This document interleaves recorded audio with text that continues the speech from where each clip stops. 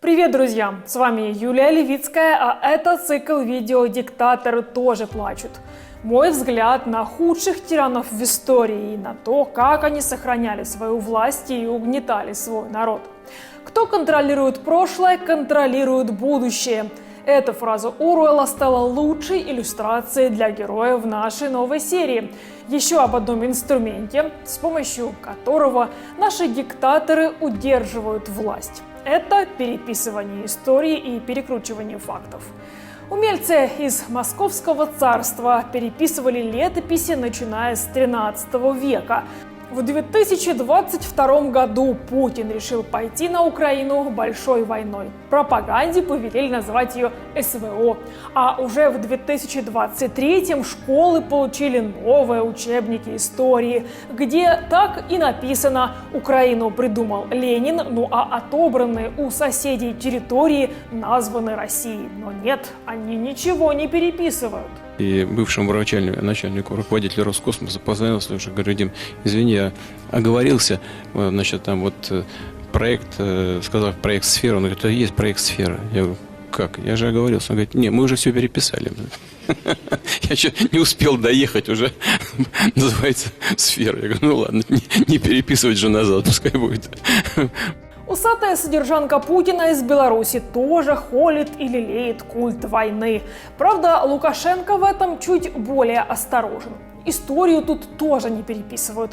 Просто легким взмахом диктаторской руки национальные символы из БЧБ превращаются в советский закат солнца на болотах. Тут говорят о невиданном геноциде именно белорусов во время Второй мировой и даже судят мертвых. О нынешнем истреблении несогласных, политических репрессиях и пытках скромно умалчивают. Для нас как никогда важны результаты проводимого вами расследования фактов геноцида белорусского народа в годы Великой Отечественной войны.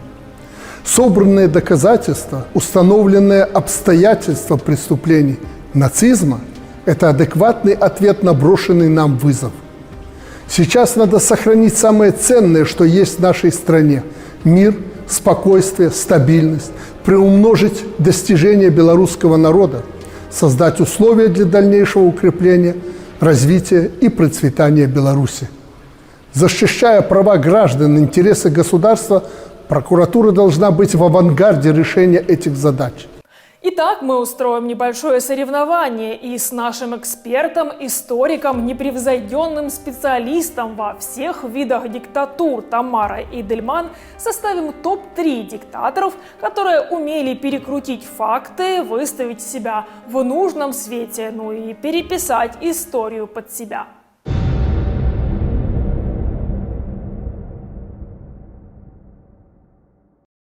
Итак, на третьем месте нашего топа диктаторов-переписывателей истории и перекручивателей фактов немецкий диктатор Гитлер. Диктатор, который перекроил прошлое не только Германии, но и мира. И все для того, чтобы создать свою новую и страшную историю во имя великой нацистской идеи. Ведь, как говорил один из идеологов нацизма Розенберг, вся мировая история не более чем борьба рас. Vielleicht wird manch unter Ihnen sein, der es mir nicht verzeihen kann, dass ich die marxistischen Parteien vernichtete. Aber mein Freund, ich habe die anderen genauso vernichtet. Sie sind Посредственный художник и солдат тяжело воспринял поражение Германии в Первой мировой, но искренне поверил в теорию заговора мирового еврейства. Талантливому оратору и создателю нацизма удалось создать фундамент своей собственной истории и заставить поверить в это целую страну. Над этим при правительстве фюрера работала АННРБ, или немецкое общество по изучению древней германской истории и наследия предков. Will heute wieder ein Prophet sein. Wenn es dem internationalen Finanzjudentum in und außerhalb Europas gelingen sollte, die Völker noch einmal in einen Weltkrieg zu stürzen, dann wird das Ergebnis nicht die Bolschewisierung der Erde und damit der Sieg des Judentums sein, sondern die Vernichtung der jüdischen Rasse in Europa.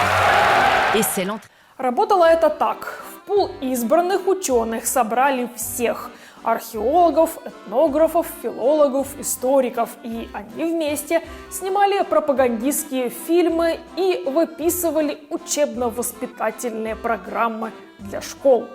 Они доказывали, среди прочего, что немцы высшая раса и происходят не меньше, чем от древних жителей затонувшей Атлантиды. И именно голубоглазые и златокудрые они дали миру лучшие плоды цивилизации. Ну а вот недочеловеки – тупиковая ветвь, которыми объявили евреев и даже славян, вели человечество к упадку.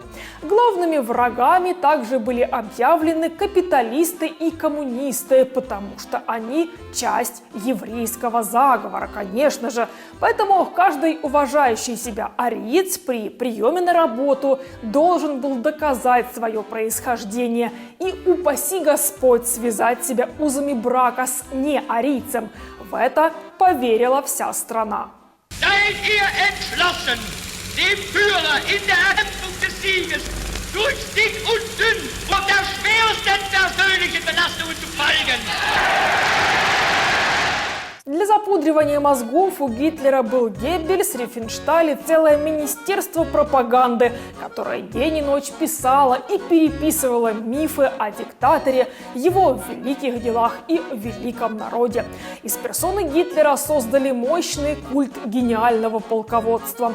Анненербе искала в Тибете следы древних арийцев, в Пиренеях Святой Грааль, изобрело новую религию взамен христианства. Великие арийские доктора пытались вылечить рак и ставили опыты на людях. Называлось это программой антропологических исследований.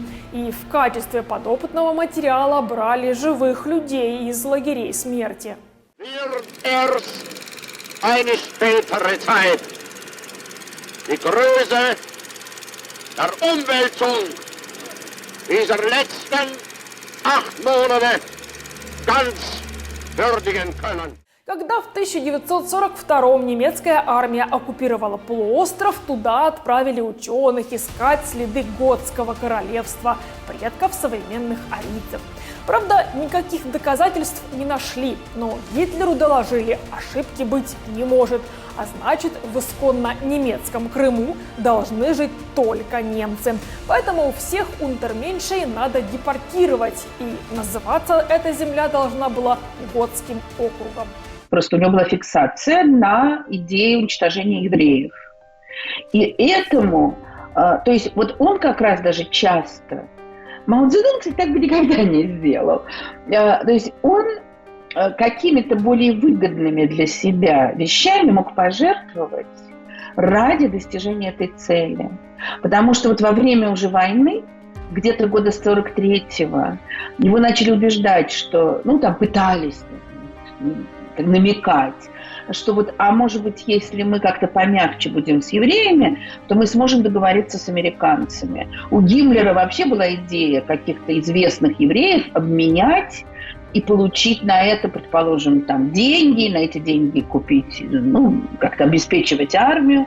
И вообще это такая, ну, понятно, смешно, Гиммлер там думал, что это, ему простят что-то за это, но это более логично, чем то, что... Ну вот уже 44-й год, 45-й, ясно, что Германия проигрывает. Ну, он не верит в это, хорошо. Но понятно, что тебе надо бросить все силы на оборону. Нет, продолжают работать лагеря, и продолжается уничтожение. Потому что вот это что-то, что надо довести до конца. Это самое важное.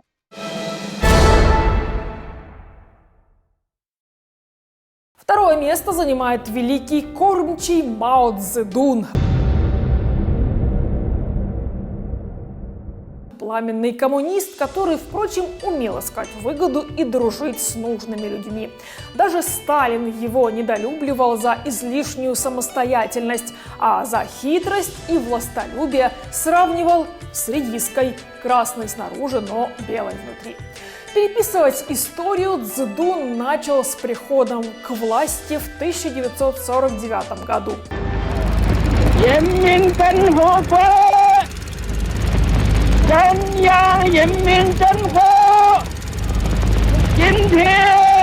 Danilo! Когда случилась Вторая мировая, и Мао срочно пришлось объединяться с Гоминьданом, страна-то была в опасности. С японцами в основном воевали правительственные войска, ну а Мао партизанил, выжидая момент, чтобы вступить для себя в решающую схватку за власть. И взять ее удалось после окончания Второй мировой. У обескровленных правительственных войск не оставалось сил для борьбы с коммунистами.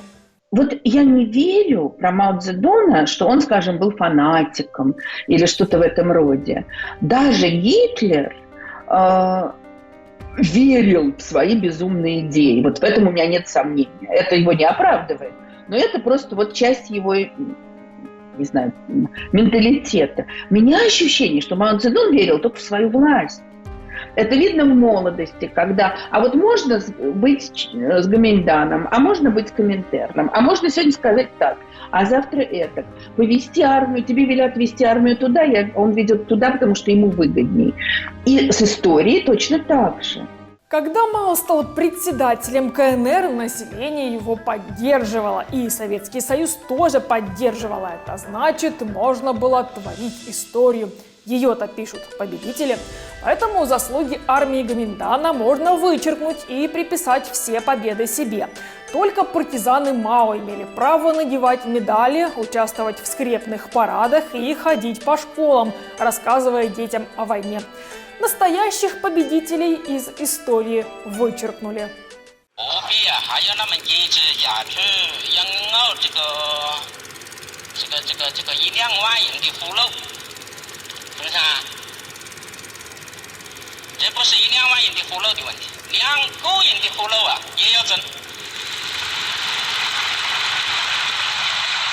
Великий кормчий взялся строить социализм в отдельно взятой стране. Конечно же, основные идеи подчеркнул от старшего брата СССР. Основу режима составили крестьяне. Мао им сообщил, что они напишут свою коммунистическую историю, догонят и перегонят СССР. Это у них официально стало называться «большим скачком». Народу велено было поделиться на коммуны, чтобы не только пахать землю, но и выплавлять сталь. Впрочем, в результате этих реформ КНР несколько лет терзал голод. По разным подсчетам историков погибло от 20 до 50 миллионов человек. Итоги этого большого скачка старательно замалчивали. Ну а иностранным журналистам, конечно же, показывали исключительно сытых и довольных крестьян и полные полки магазинов.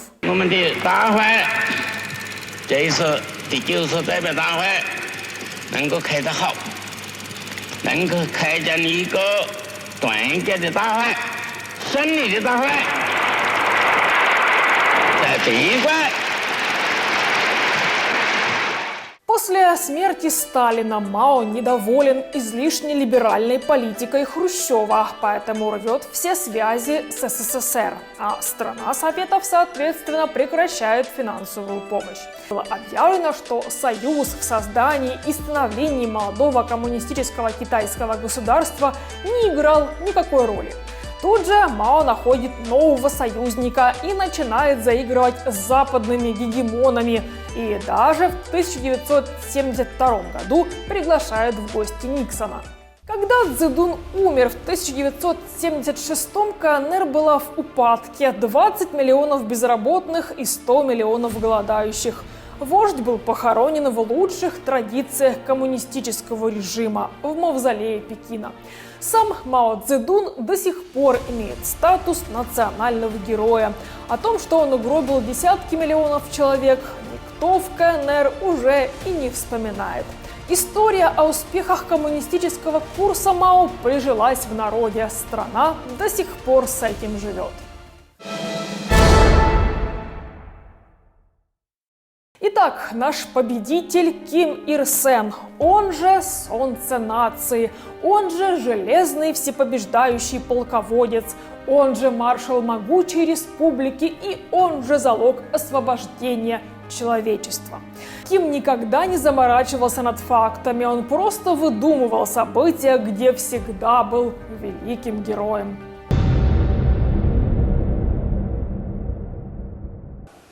정부들의 강한 결정이 아닌가.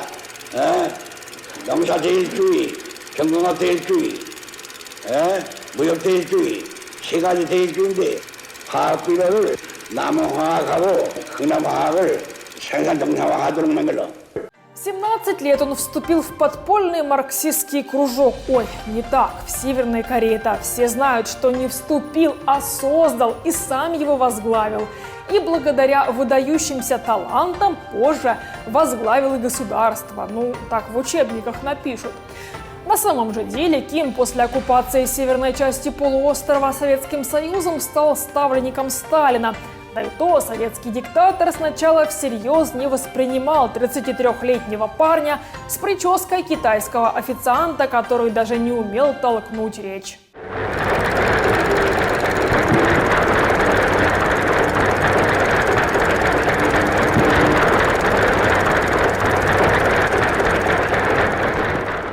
Едва заняв кресло, рьяный Ким развернул бурную деятельность по переписыванию истории и созданию собственного культа. Мюнхгаузен бы позавидовал, но северокорейцы в это верят.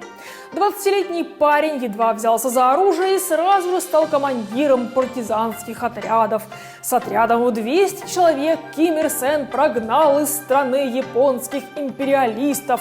Ну а советские и американские войска были у него просто-таки на подтанцовке. 들과 반동들의 온갖 도전과 방해 책동을 짚으시고 우리의 사회주의를 옹호 고수하며 더욱 빛내있는 것은 오늘 우리 당과 인민 앞에 나서고 있는 여유로운 과업입니다. История Второй мировой – это любимая тема для фальсификации истории в Северной Корее. Ну, впрочем, как и в Китае, и еще в одной современной диктатуре имени Путина. С 60-х годов в Северной Корее существуют правила, согласно которым вся старая пресса, вышедшая более 15 или 20 лет назад, попадает в специальное хранилище. Книги, содержание которых противоречит текущей версии нарративов, периодически изымаются из обычных библиотек, но и тоже отправляются в хранилище. Иностранные тексты также находятся только в специальном хранилище. Вымысел, созданный Джорджем Оруэллом в Северной Корее, стал почти реальностью. Впрочем, Ким настолько эффектно сумел сочинить историю и перевирать факты, что северокорейцы до сих пор ему верят. Это единственная из современных диктатур, которая стала предаваться по наследству.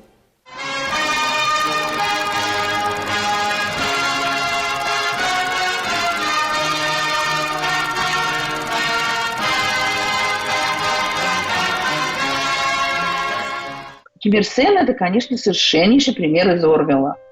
Когда, ну, еще понятно, что у него больше возможностей здесь, потому что, ну, все эти страны были, в общем, изолированы от мира. Но какие-то, в Германии, ну, какие-то каналы были, там, скажем, через нейтральные страны, даже во время войны. Можно было, ну, как-то общаться с миром другим.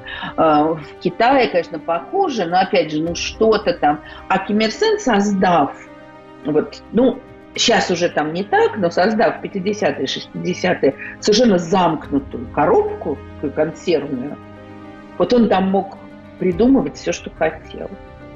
И при этом у него еще этот такой аппарат внушения всего этого, что они по несколько часов в неделю изучают и повторяют вот то, где он родился, где то, где сё. Ну, тут, конечно, поверишь.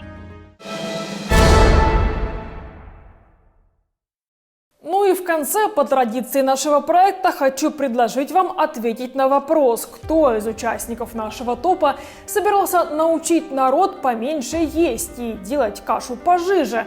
Победитель получит в подарок чашку, из которой можно испить слезы диктаторов. Ну и вообще все, что вам захочется. Пишите мне в комментариях ответ. Жду на протяжении 7 дней после выхода выпуска. Среди всех правильных ответов мы выберем победителя с помощью генератора случайных чисел. Итак, жду ваши ответы в комментариях. Ну а правильный ответ на вопрос прошлого выпуска – Гуччи. Жену Роберта Мугабе и первую леди Зимбабве называли Грейс Гуччи, потому что она очень любила дорогие бренды, пока страна страдала от рекордной инфляции и голода. Мы уже связываемся с победителем, чтобы оговорить детали получения подарка. Благодарю вас за внимание и прощаюсь.